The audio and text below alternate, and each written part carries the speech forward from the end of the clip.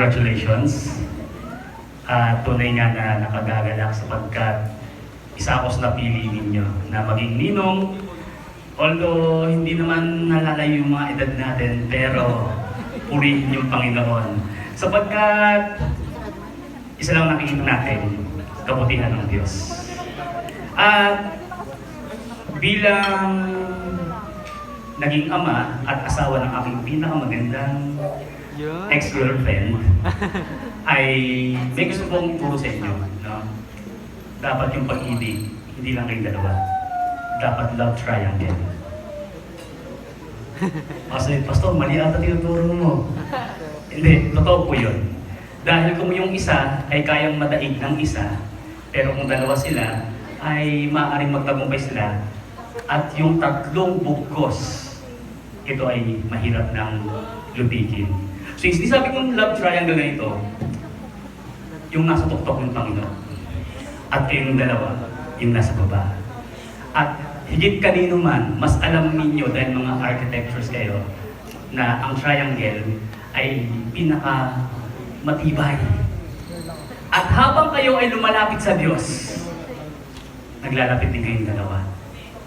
Pero habang lumalayo naman kayo sa Diyos, lumalayo din kayo sa isa't isa.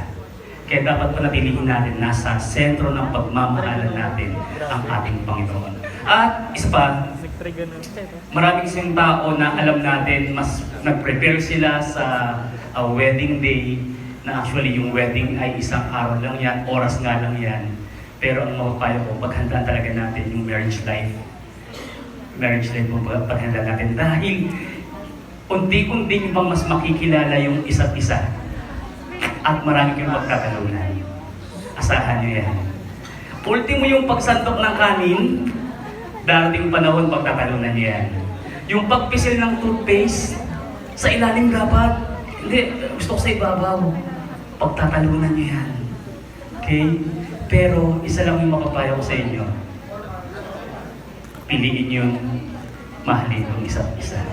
Dahil tayo ang unang minahal ng Panginoon at nararapat lang na yung pinagkatiwala sa iyo ng Panginoon ay lubos na mahalin mo. Kaya naman once again, Brother Justin and Sister Kay, congratulations sa inyo.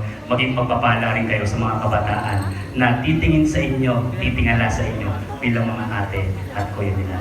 Purihin po ang Panginoon. Thank you so much, Pastor. Love that message.